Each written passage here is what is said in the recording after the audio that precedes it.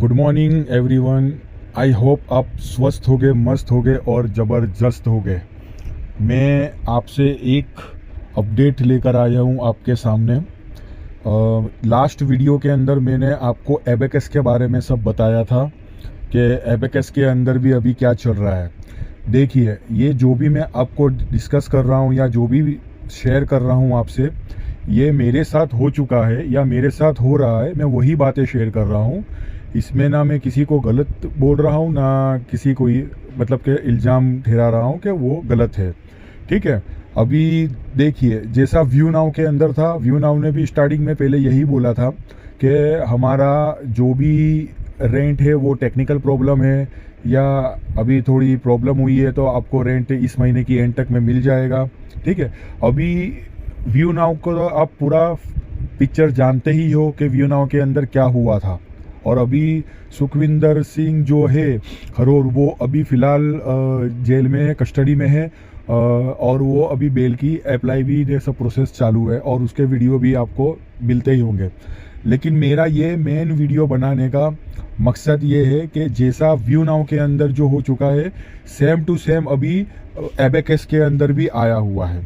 देखिए, एबेकस के अंदर एक मंथ का रेंट नहीं मिला है और जो रेंट होता है, जो कमीशन बोलते हैं, वो कमीशन भी नहीं मिला हुआ है। मैंने लास्ट वीडियो के अंदर बताया कि उसके अंदर में हमारे को सबको कुछ लोगों को, जैसे कि जिसकी 4 आईडी थी, 5 आईडी थी, जिसको कमीशन आता है उसको 2 में मिला है, 2 में नहीं मिला है।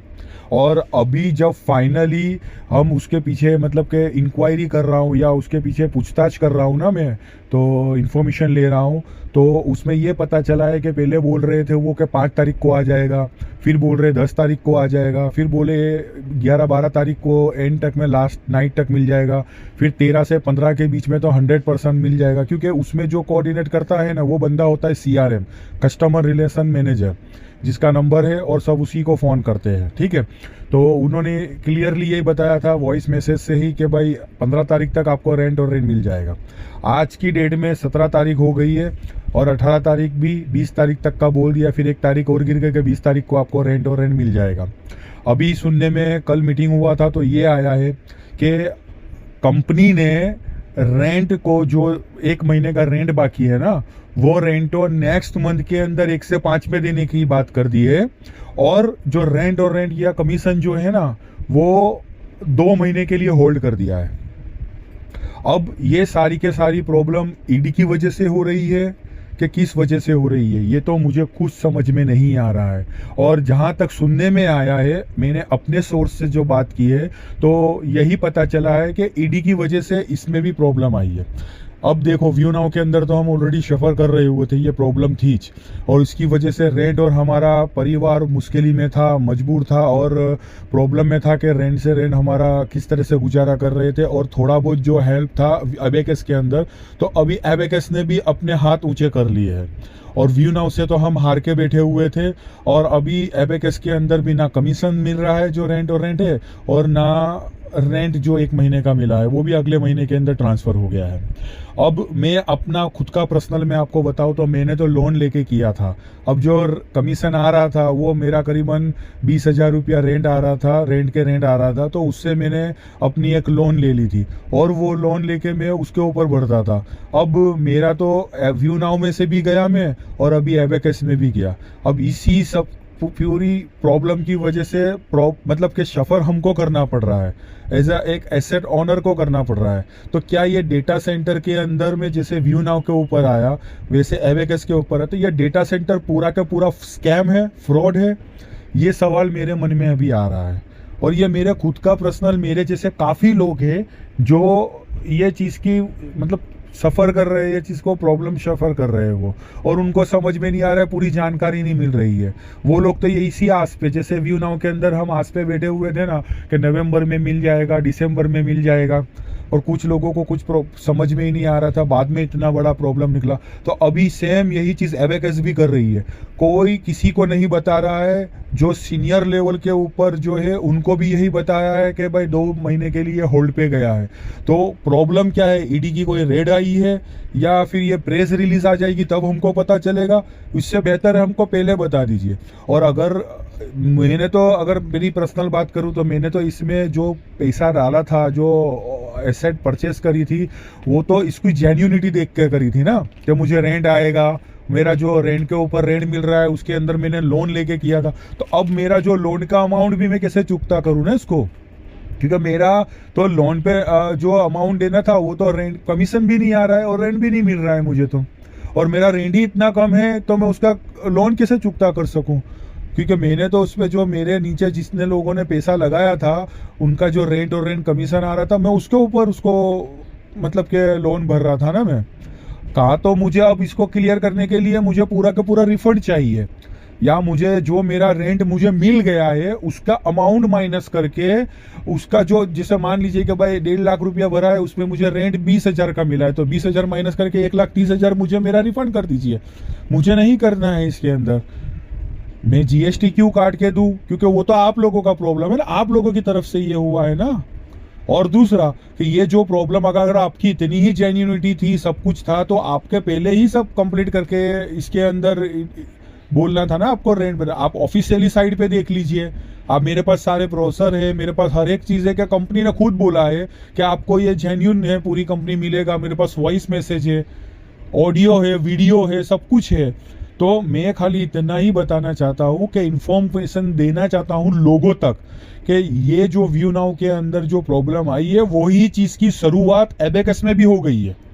तो आप अपने सारे लीडर से या उनसे कांटेक्ट करिए, और अगर जो जैसे स्कैम रिपोर्टर है और वो साहिल है, मैं तो ये लोगों को भी मैसेज किया हूँ कि आप इसके, जैसे व्यू नाउ के अंदर लोगों को आपने बताया था कि क्या है प्रॉब्लम, क्या चीज़ है, उनको पता चलना चाहिए। ऐसा ये नहीं कि आप केस कर दो, मैं केस करने के लिए किसी को नहीं बोल रहा हूँ, लेकिन जो हमारे घर की प्रॉब्लम है, हम जो घर में ये सब प्रॉब्लम्स फेस कर रहे हैं, कि हमारा घर बार इससे चलता था, हमने हमारी सारी पूंजी, जो हमारी पूंजी थी हमारे जीवन भर की, हमने इसमें लगा दी है। तो उसमें जो अगर व्यू नाउ में नहीं आ रहा था तो एबेकस से थोड़ा बहुत हमारा चला, अब एबेकस में भी नहीं आ रहा है तो हम तो कहीं के नहीं रहेंगे ना। तो ये सब चीज अगर जो हो रही है, डिपॉजिटर को ईडी बोल रही है कि हम डिपॉजिटर के हक में है, तो डिपॉजिटर के हक में है तो ईडी हमारी बात सुने, हमें हमारा जो पैसा है, जो हमारा जो अमाउंट है वो हमको रिफंड दिला के रहे ना। मैं बस इसीलिए ये वीडियो बना रहा हूँ, मुझे ना ही किसी से कोई दुश्मनी है, मेरा तो इतना है कि जो हम क्यों सफर कर रहे हैं ना, हमारा मेहनत का पैसा है। अगर कंपनी फ्रॉड कर रही है, कंपनी स्कैम कर रही है, वो स्कैम करने के लिए ही आई है, तो अगर वो स्कैम कर रही है तो ईडी उसको सबक सिखाए अच्छी तरह से, चाहे वो व्यू ना हो के एबेकस हो। तो बस मेरा वीडियो बहुत बड़ा हो रहा है, बहुत ज्यादा ये हो रहा है, इसीलिए मैं सिर्फ इतना ही ये सब इंफॉर्मेशन देना चाहता हूँ कि अभी रेंट और रेंट जो कमीशन था वो भी 2 महीने के लिए कंपनी ने, जो सीईओ उन्होंने बता दिया, डिक्लेयर कर दिया कि 2 महीने के लिए होल्ड पे चला गया, और रेंट भी जो है तो इस महीने मिलने की जगह पे जो एक बाकी था वो भी बोल रहे कि नेक्स्ट महीने 1 से 5 में आएगा। और वैसे ही ईडी ने इसके अंदर इन्वॉल्वमेंट है, तो मेरे को तो लग नहीं रहा है कि, मेरी अपनी पर्सनल ओपिनियन है कि ये भी कुछ उभर सकेगी आगे जाके, इसकी भी प्रेस रिलीज आ जाएगी ईडी की तरफ से, और फिर हमको महीने के बाद पता चलेगा जैसे व्यू नाउ में पता चला था। तो मैं इतना ही बताना चाहता हूं कि आप जो पंजाब से है, चंडीगढ़ में है, जो मोहाली में है, जो एबेकस की ऑफिस के आसपास रह रही है, वो एक बार जाके अपना वीडियो बना के या ऑडियो बना के हमारे को शांत कर दे। हम तो बहुत दूर है, हमको तो जाने में ही करीबन 20 घंटे 24 घंटे तो वहां पे हो गए ऑफिस पे। तो आपसे इतना अनुरोध है कि भाई हमारी हेल्प करें, एज अ डिपॉजिटर में आपसे हेल्प मांग रहा हूँ, हमको कोई ना कोई किसी ना किसी से गाइडलाइंस दे, कोई इन्फॉर्मेशन दे, पक्की इन्फॉर्मेशन दे कि आगे क्या हो रहा है। हम एबेकस से भी अभी बहुत, मैं तो खुद बहुत कंटाल गया हूँ, मुझे तो रिफंड चाहिए। और रिफंड की पॉलिसी क्या है, हमको हमारा रेंट माइनस करके जो अमाउंट है वो दे दीजिए। मेरी बस एबेकस के सीईओ जो भी है, कोर टीम जो भी है, उनसे मेरी यही दरखास्त है, और मेरा ये ऑडियो उन तक पहुंचा दीजिए, ये वीडियो उन तक पहुंचा दीजिए, बस मेरी इतनी ही आपसे अपील है। Okay, thank you. एक नागरिक की तरह मैं ये बात कर रहा हूँ कि हमारा पूरी पूंजी हमारी जमा है इसके अंदर, तो वो हमारी पूंजी कोई लेके भाग नहीं जाए, स्कैम नहीं हो जाए हमारे साथ, बस इसी रिगार्डिंग मैंने ये बनाया है। एक बहुत दुख दर्द के साथ मैं बना रहा हूं मैं ये, और मेरे को कोई बनाने का कोई शौक नहीं है, ना मेरे को कोई टीआरपी या मेरे को ये करने का शौक है। ऐसा बस एक एसेट ओनर, जो मेरे को जो हर महीने मिल रहे थे, मेरा घर बार चल रहा था, मेरे बच्चों की फीस चल रही थी, अब तो मैं पूरा टूट गया हूं इसके अंदर। तो मेहरबानी करके जो भी सीनियर है वो थोड़ा सा भाग दौड़ करके इंफॉर्मेशन लेके एक वीडियो या ऑडियो बना के प्लीज़ हमको मदद कीजिए, हेल्प कीजिए। मैं आप सबसे मदद हेल्प मांग रहा हूँ। Thank you so much. जय हिंद, जय भारत।